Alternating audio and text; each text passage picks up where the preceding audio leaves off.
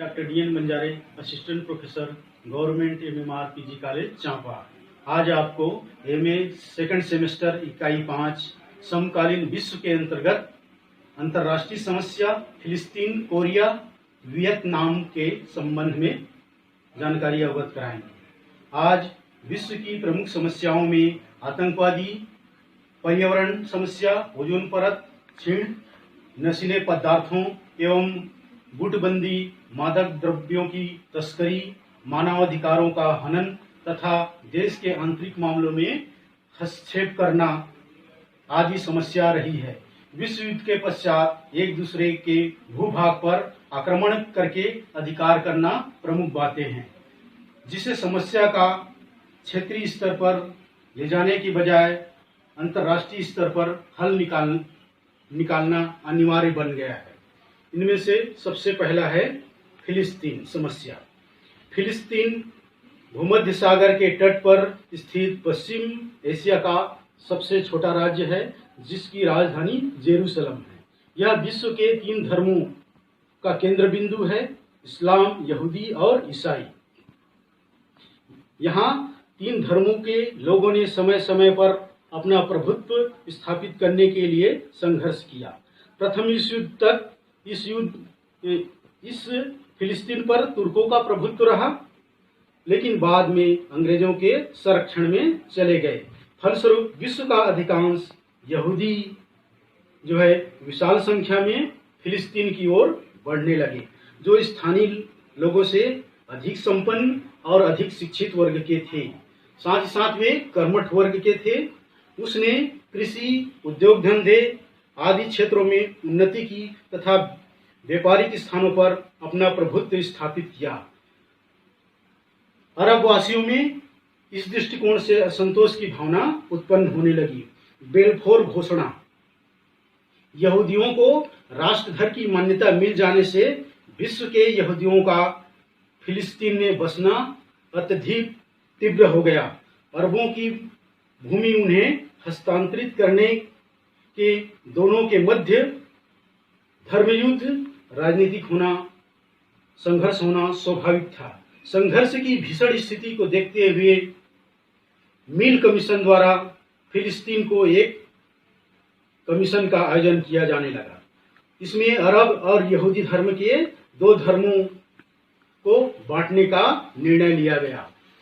आश्वासन आगे चल करके भंग हो गया और मई 1948 को इजराइल राज्य की स्थापना की, जिसे अरब एवं यहूदियों के मध्य युद्ध होना प्रारंभ हो गया। प्रथम अरब इजराइल युद्ध। अब इस युद्ध में ब्रिटेन संरक्षण समाप्त हो गए।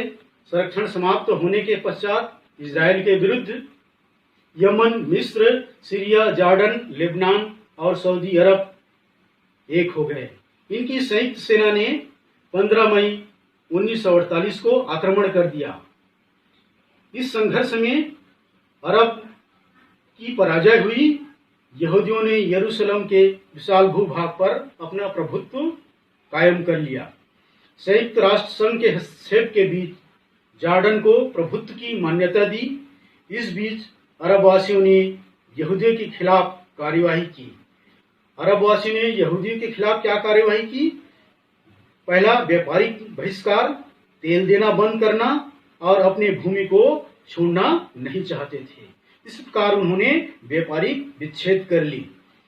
फलस्वरूप अंतर्राष्ट्रीय समस्या बढ़ने लगी और फलस्वरूप संधि हुई। 24 फरवरी को इजराइल मिस्र का रोड्स की संधि, 23 मार्च 1949 को इजराइल व लेबनान के मध्य रसल मकौरा की संधि, 3 अप्रैल 1949 को इजराइल और जॉर्डन के मध्य रोड्स की संधि, 20 जुलाई 1949 को इजराइल व सीरिया के मध्य मनहज-ईम की संधि।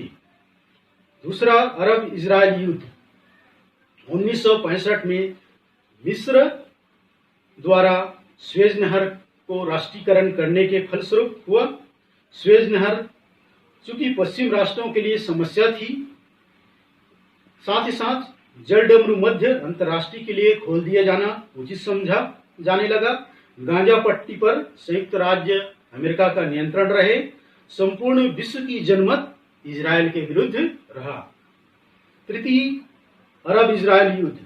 अरब इजराइल के बीच में सीमा विवाद, फिलिस्तीन शरणार्थियों को बसाने की समस्या, नदी के पानी का विवाद की समस्या के कारण हुआ।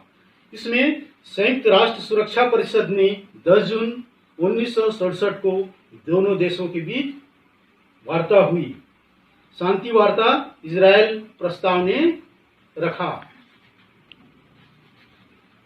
चतुर्थ इजराइल युद्ध 6 अक्टूबर 1973 को मिस्र सीरिया की संयुक्त सेनाओं ने सिनाई व गोलन की पहाड़ियों पर अपना कब्जा कर लिया।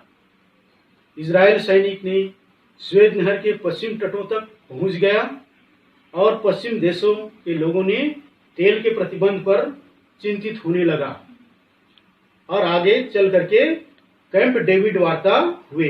ये कैंप डेविड वार्ता जो है मध्य पूर्व में शांति बनाए रखने के लिए किया गया था।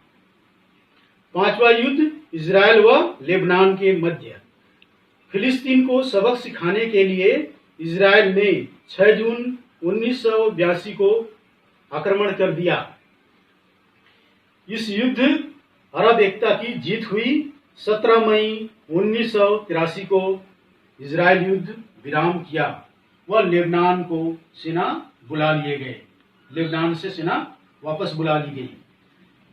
फिलिस्तीन राज्य की घोषणा। फिलिस्तीन मुक्ति संगठन के मुख्य यासर अराफात थे। नवंबर 1988 को स्वतंत्र फिलिस्तीन की घोषणा की गई, जिसकी राजधानी जेरूसलम थी। फिलिस्तीन को संयुक्त राष्ट्र की मान्यता प्राप्त हो गई। इस प्रकार दूसरा जो संकट था, कोरिया संकट। कोरिया 1910 में जापानी साम्राज्य का शिकार हुआ। तब से लेकर के 1945 जापान ने द्वितीय विश्व युद्ध में पराजय हुआ और आत्मसमर्पण किया। आत्मसमर्पण करते तक ही औपनिवेशिक बना रहा। कारण यह था कोरिया में जापान का दोहन होना, कोरिया में जापान से मुक्ति व शांति स्थापित करना मुख्य उद्देश्य था, कारण था। दो महाशक्तिशाली के बीच में शीत युद्ध का प्रभाव भी कोरिया पर काफी देखने को मिलता है। दो महाशक्ति, एक सोवियत रूस, दूसरा संयुक्त राज्य अमेरिका, और उसे विभाजन का भी आपस में दर्द झेलने पड़े। चूंकि कोरिया का दो भाग में बट गया, एक उत्तर कोरिया जो सोवियत संघ साम्यवादी प्रभावित विचारधारा से जुड़े हुए थे, दूसरा दक्षिण कोरिया जो अमेरिकी और पूंजीवादी व्यवस्था से विचारधारों से जुड़ी हुई थी। इस प्रकार शीत युद्ध के काली छाया ने जापान में आत्मसमर्पण के बाद तुरंत कोरिया को दो भागों में विभाजित हुआ। दोनों देशों ने अपने अपने गुटों को आर्थिक शक्ति व सैन्य सहायता प्रदान किया। सोवियत संघ किम सुन द्वितीय की साम्यवादी सरकार को समर्थन चाहते थे। शीत युद्ध के प्रभाव के कारण दोनों देश के मध्य वैमनस्यता और बढ़ता चला गया। शीत युद्ध के प्रभाव के कारण ही आगे चल करके 1948 में सोवियत संघ और 1949 में संयुक्त राज्य अमेरिका की सेनाएं वापस बुला लिए गए। फिर भी कोरिया का एकीकरण न हो सका। दोनों देश के मध्य 1950 में 3 वर्षों तक युद्ध चलता रहा। 1949 में चीन में साम्यवादी क्रांति के बाद समझौता का प्रयास किया गया रूस से, और चीन रूस दोनों के बीच में मैत्री हुई। मैत्री होने के फलस्वरूप दोनों साम्यवादी विचारधारा के थे, इसलिए इनका प्रभाव क्षेत्र बढ़ता चला गया। इधर अमेरिका भी चुप बैठने वाला नहीं था। अमेरिका भी अपने गुटों में रुचि दिखाई देने लगा और साम्यवादी शक्ति को रोकना उचित समझा। इसी बीच में संयुक्त राष्ट्र संघ ने अमेरिका के पक्ष में निर्णय लिया।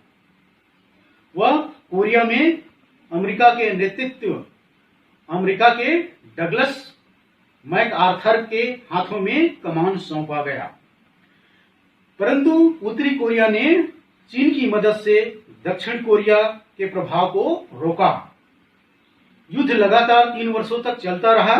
अंत में 1953 में दोनों के मध्य शांति समझौता हुआ और शांति की स्थापना हुई। दोनों देश एक दूसरे के सगे संबंधियों से मिलने की छूट दी गई। इस प्रकार कोरिया समस्या का भी समाधान अंत में निकल आया। तीसरा जो राज्य था वियतनाम की समस्या। वियतनाम 1956 से 1975 तक वियतनाम गृह युद्ध के प्रभाव को झेलते रहे। यह गृह युद्ध अत्यधिक दिनों तक नहीं चलती रही, लेकिन दोनों महाशक्तियों के शीत युद्ध के प्रभाव के कारण दिनों दिन समस्या और जटिल होने लगी। इसमें काफी जनधन की हानि हुई। युद्ध विराम ने वियतनाम को ही नहीं बल्कि अमेरिका को भी पराजय का सामना करना पड़ा। जिनेवा समझौता 1954 में एक उत्तर वियतनाम रूस और साम्यवादी विचारधारा के मानने वाले, दूसरा दक्षिणी वियतनाम जो संयुक्त राज्य अमेरिका और पूंजीवादी अर्थव्यवस्था विचारधारा के मानने वाले के पक्ष में था। जिनेवा समझौते के अनुसार जनतांत्रिक पद्धति से चुनाव कराना था। उत्तर कोरिया ने साम्यवादी और जनवादी समर्थन चुनाव चाहते थे, लेकिन दक्षिण कोरिया के DAM की जो सरकार जो था वह चुनाव नहीं चाहते थे। फलस्वरूप यह समझौता न हो सका। 1950 में दूसरी तरफ वियतनाम में एक क्रांतिकारी दल का गठन हुआ। यह क्रांतिकारी दल जो है वियतकांग के नाम से जाने लगा, जो राष्ट्रीय मुक्ति सेना के रूप में गठित हुआ। वियतकांग की राष्ट्रीय सेना छापामार युद्ध करते हुए दक्षिण कोरिया तक फैल चुका था। अमेरिका इसका प्रभाव को देखते हुए सैनिक टुकड़ी दक्षिण वियतनाम को सहायता के लिए भेजा। इस प्रकार दक्षिणी वियतनाम में DAM की बढ़ती लोकप्रियता और प्रभाव के कारण तथा अमेरिका साम्राज्यवाद को खत्म करने के लिए दक्षिण कोरिया की तख्त पलट दी। 1936 में जनरल थियो की शासन की बागडोर वियतनाम को प्राप्त हुई। जनरल भी चाहते थे कि अमेरिका से मदद मिले। अमेरिका भी वियतनाम से साम्यवादी प्रभाव को रोकने के लिए वियतकांग पर प्रत्यक्ष रूप से सीधा आक्रमण कर दिया। अब वियतनाम पर इस प्रकार गृह युद्ध जो चल रहा था, अब अमेरिका और वियतनाम के विरुद्ध नाम से जाने लगा। अर्थात वियतनाम में जो गृह युद्ध चल रहा था, अब गृह युद्ध न होकर के सीधा अमेरिका और वियतनाम के बीच में परिवर्तन हो गया। अमेरिका ने उत्तरी वियतनाम पर बमों से वर्षा करने लगे और जहरीली बम भी गिराया गया। 1968 में वियतनाम पर अमेरिका लगभग 5 लाख सैनिक भेज चुके थे। इधर सोवियत संघ भी वियतनाम की सुरक्षा और सैन्य हस्तक्षेप की धमकी भी अमेरिका को देने लगी। इस चेतावनी के बाद भी अमेरिका सक्रिय रूप से वियतनाम पर युद्ध जारी रखा। 3 वर्षों तक खूनी संघर्ष चलता रहा। अंत में 1968 में अमेरिका पेरिस में शांति समझौता का आश्वासन दिया और प्रजातांत्रिक चुनाव का निर्णय लिया, लेकिन पेरिस शांति समझौता विफल रहा क्योंकि अमेरिका में इस समय राष्ट्रपति निक्सन बने। उसके बाद 1972 में पुनः अमेरिका ने उत्तर कोरिया पर खूनी संघर्ष बमबारी जारी रखा। शीघ्र युद्ध बंद करने की मांग अंतर्राष्ट्रीय स्तर पर उठने लगी। 1973 ईस्वी में युद्ध विराम समझौता हुआ। 1974 में उत्तरी कोरिया व दक्षिण कोरिया के बीच युद्ध छिड़ गया। उत्तरी कोरिया की सेना दक्षिण कोरिया पर भारी पड़ा, जिसमें अमेरिकी सैन्य ने मदद का आश्वासन दिया। दक्षिण वियतनाम की सेना पराजय हुई और वियतनाम का एकीकरण हुआ। अंत में 2 जुलाई 1976 को 9 राष्ट्रीय असेंबली एकीकरण की घोषणा की गई।